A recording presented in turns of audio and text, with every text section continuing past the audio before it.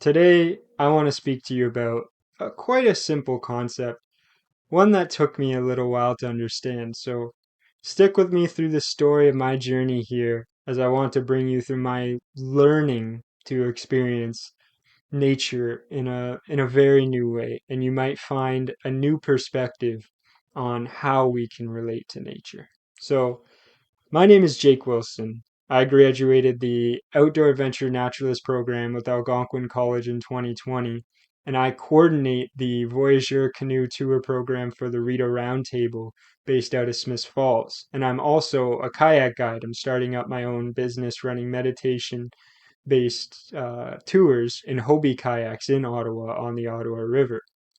And so it's obvious helping people connect with nature has been one of my greatest passions.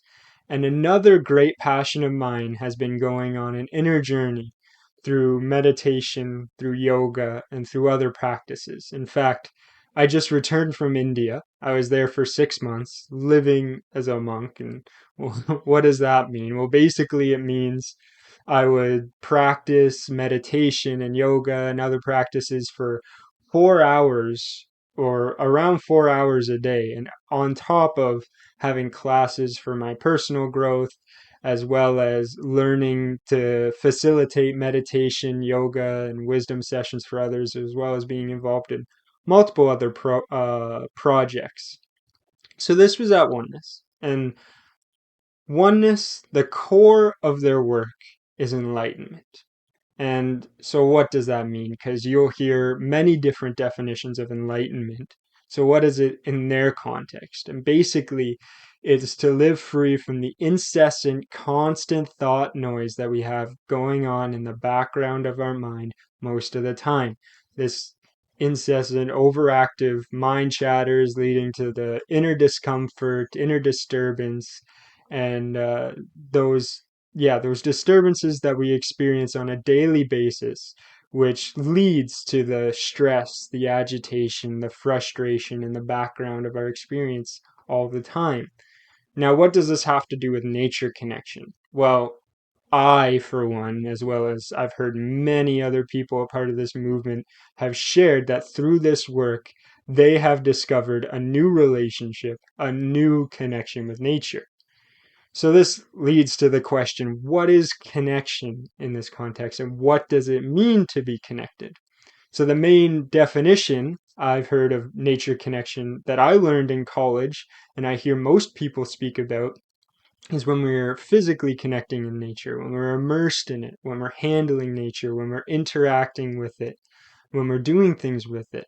And through this, we become familiarized with it. We start to think more about it. We take it more into account, and that we should spend more time with it, that we should really help it whenever we can.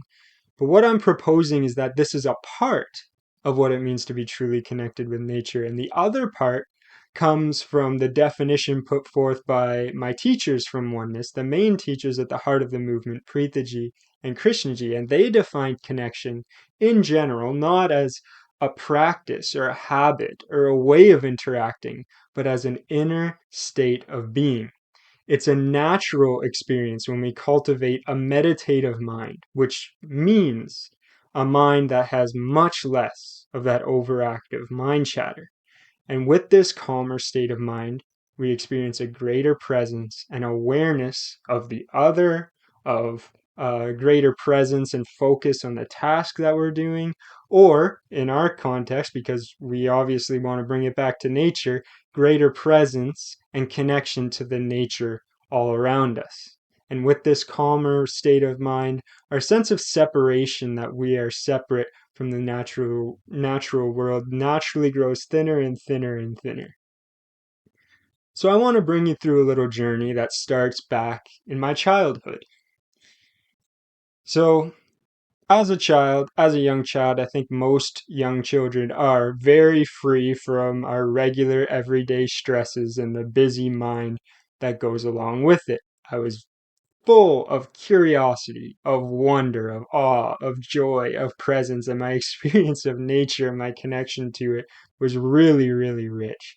In fact, some of my earliest memories are of me walking up to the end of the driveway with my mom and picking bitter nut hickory nuts. And I remember often doing this in the pouring rain, like jumping in every puddle, laughing, having a great time along the way. And the details of this experience are deeply imprinted in my mind. The swish of the water, the thump of the boots, the muddy puddle, like in the muddy puddle, and the water radiating around. And I remember when I got to the end of the driveway and I picked up a hickory nut, the lightness of it, the texture of it, the such satisfying green. I was filled with wonder. It was so satisfying to look at, and it looked so tasty. I had no idea if I could eat it, but it just looked so tasty. And I'd pile up these stack of or stash of hickory nuts, and I pile them in my shirt. Didn't do anything with them. I just had a great collection going. I was like a squirrel, I guess. But my love for these nuts and those trees and the whole experience, like it's so deeply imprinted in me. I was having such a fulfilling, joyful, wholesome experience. Another experience I remember as a young child was walking through the hayfields and watching the grass blowing in the wind, the sun shining bright overhead with often a clear blue sky. It reminds me kind of the Studio Ghibli movie animation and how beautiful they make it look. Like, I vividly remember that and the incredible, comforting, joyous feeling I had inside witnessing these mesmerizing patterns of the grass with the wind gusts blowing through them. And I was just taking deep breaths of fresh summer air, and oh my God, it felt like heaven. And I think back to these moments that I was having, and it was really like nature was my best friend. Like, I didn't know the name of the bitternut hickory tree or what kind of nuts those were. In fact, our whole family thought it was a butternut tree. We never really looked into it. That's just what we called it until I learned to identify trees in college. I didn't know what leaves I was listening to blowing in the wind off in the distance of the hills that was adding such richness to the experience, or what kind of birds were singing in the morning. Like, I didn't even do anything with those nuts I collected, but I was connected. I was joyful. I was looking at the natural world with fresh eyes, with such wonder, with total presence. And I really cared for nature too. Like, when I walked down the road and I saw garbage in the ditches, like, I remember asking mom, like, can we go get garbage bags so we can pick all this up? And it was kind of, I guess, an odd thing to do. My neighbors were very happy about it, and there was just like such a passion, such a joy in doing this to make that kind of a difference. I really didn't like have all these statistics, all this research to know how bad plastic was for the environment. I was just present. Like, I was just clear inside, and I just saw the plastic. It looked messy, it looked bad, and I intuitively knew it really shouldn't be there. And so I was moved to make this difference, and my heart reached out and I did something about it. And many children I know have experienced nature in this similar way if they had the opportunity to be in nature like I was. But as I grew older and school and life developed, this connection grew weaker.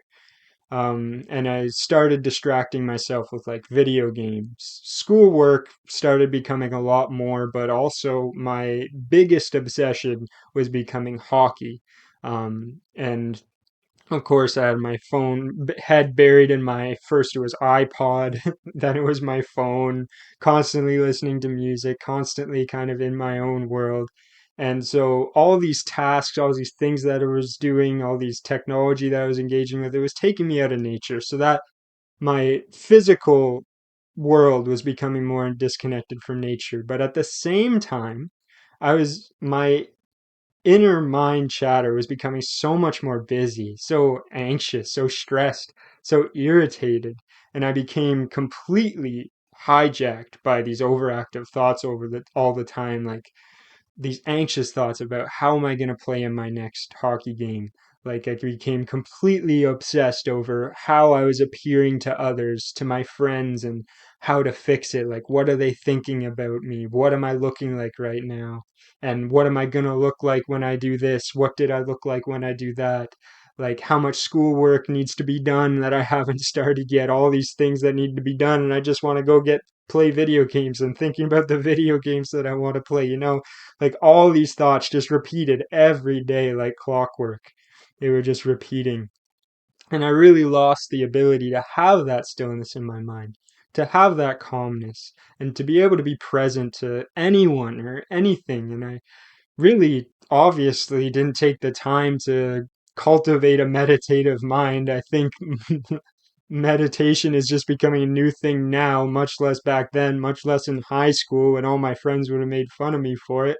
So I really lost that attention to detail and I really stopped noticing those details in nature. Like I crossed that bitternut hickory tree on the way to the school bus thousands of times since I was a young child.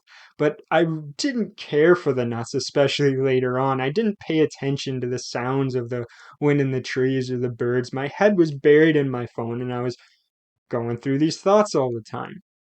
And like I didn't take the time to walk back in the fields anymore, but even when I did, like the experience was not the same. It was not that same feeling of heaven. There was a dullness to the experience. There was a lack of caring, a lack of joy, a lack of that wonder. The outer experiences were all the same, but my inner experience was completely different.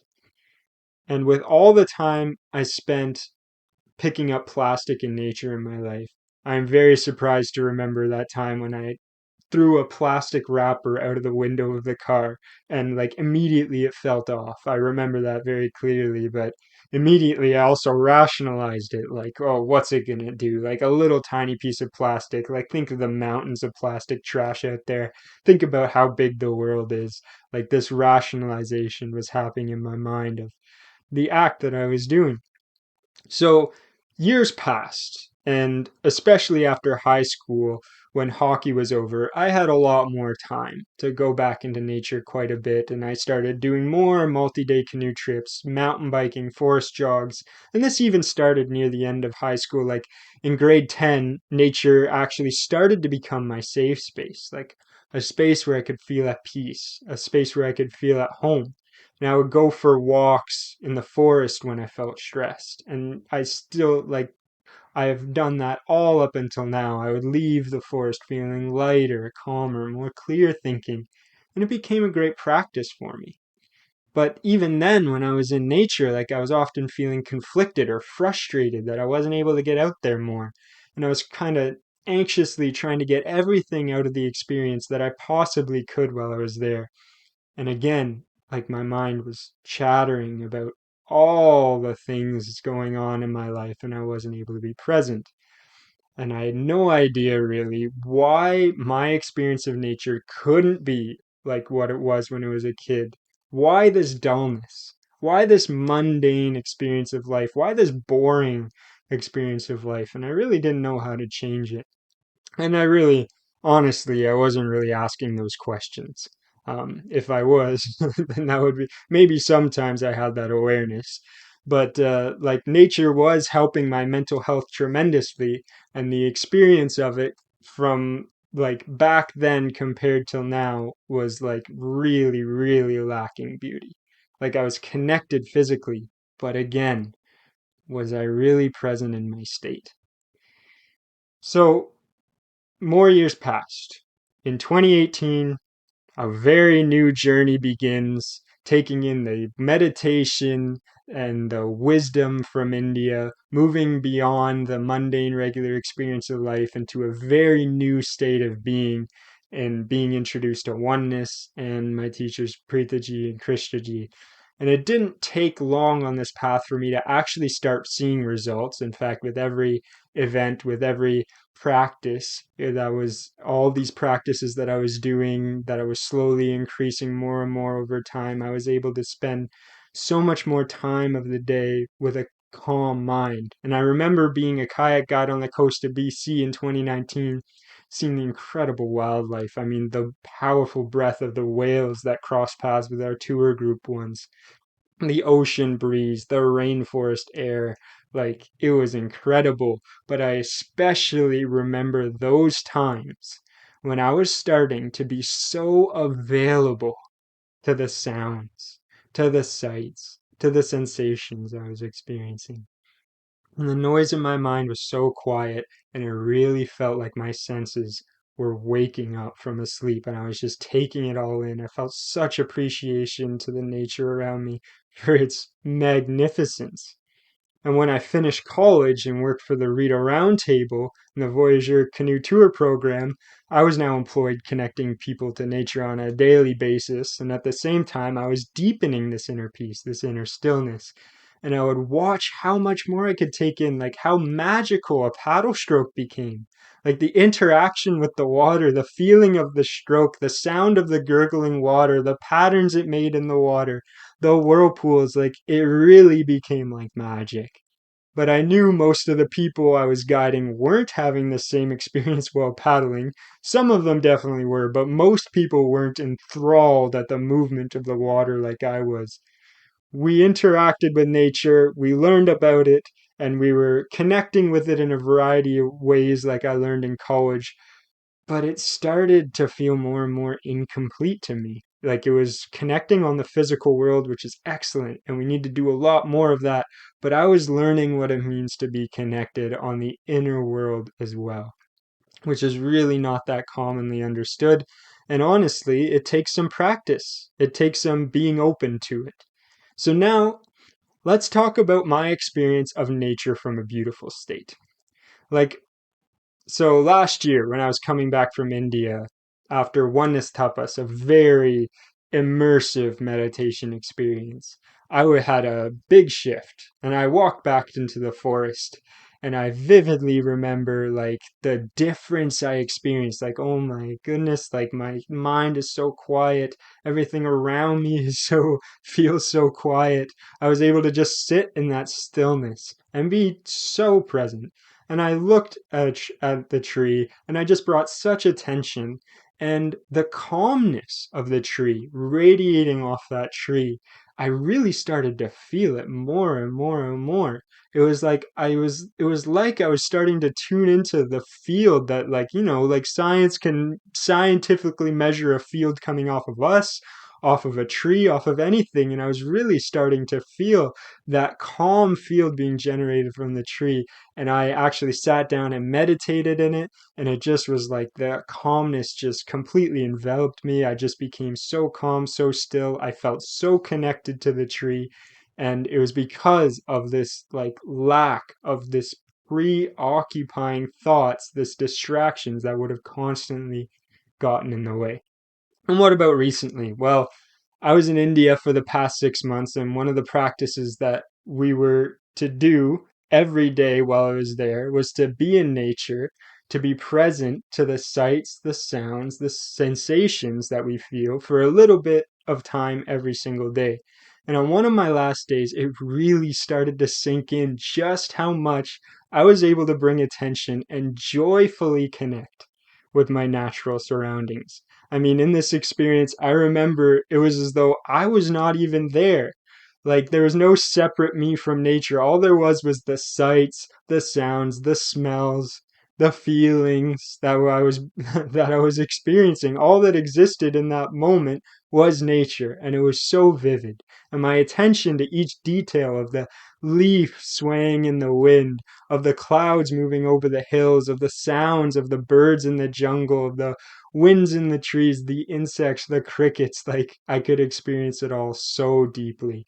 And my sense of separation grew so thin and disappeared to the point where I was one with nature, and that was the deepest experience of connection. That was oneness more beautiful than I'd ever known. And honestly, it can be hard to put these things into words, and I would love to bring you through some meditation practices you can do in nature to get some real experience of this, but the time is a little bit short for that.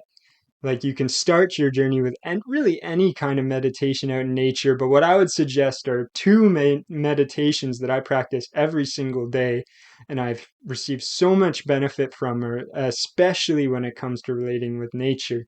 And that's the Serene Mind, which is a 3 minute practice that you can find on YouTube on the Oneness Movement channel, as well as the Soul Sync, which is a 10 minute meditation, which is going to bring you a lot deeper into that calm, that expansiveness, that connection. And yeah, so these are both like, especially the Serene Mind. I use it whenever I'm feeling agitated or a little bit stressed out, and I'll just calm down. If we can do that before we go into nature or when we go into nature and we're experiencing that, we'll experience a much greater presence. And I do run tours in Ottawa on the Ottawa River in Hobie kayaks where we go into detail into these meditations and we practice them, and we do some other meditations too. And after that, we'll take some time to connect with nature and from this connected state. And if you don't know how to kayak, it's really no problem. These Hobie kayaks are extremely beginner friendly, and their optional pedal system you can use to go very, very quick, very easily. And you can even take them out if you're an avid kayaker, but I'd strongly suggest you at least try them because they really are amazing, and I'm very passionate about them. You can find more details about these tours that I'm offering at oeltours.com. You can text me about it. You can call me about it if you want at 613-327-9018. You can also follow me on social media. I document a lot about everything that I'm talking here, conversations that I have with other people about it, as well as the tours that I do on TikTok. That's where have been focusing most of my attention over the past few years, but I'm also active on my Facebook page now, Instagram, LinkedIn, YouTube, all that. So, in closing, I want to share something which has become very apparent to me recently, and that is after this multiple year immersive journey, I can finally say that so much of my day is just spent feeling so nice inside, so still, so calm, so peaceful, and living without that sense of separation like I did before. And on one hand, this was a great place to arrive at, but on the other hand, it's just living. Like, it's just being able to actually bring my attention to the person sitting in front of me, be present to them, to the task in front of me, to the nature all around me, without that preoccupation. And the more we can learn to live in this more beautiful inner state of being, the more I believe that we're going to see a lot of reduction of a lot of the issues that are happening with the natural world, with Mother Earth today. And that requires some more detailed explanation, which you will find in a book that I'm working on right now. It's taking some time to finish, but you will find it. I'll announce it on social media when it's ready. Anyway, thank you for the time to watch this, and I hope you're taking away some level of a new thought or a new idea, perhaps, of what it means to be connected to nature.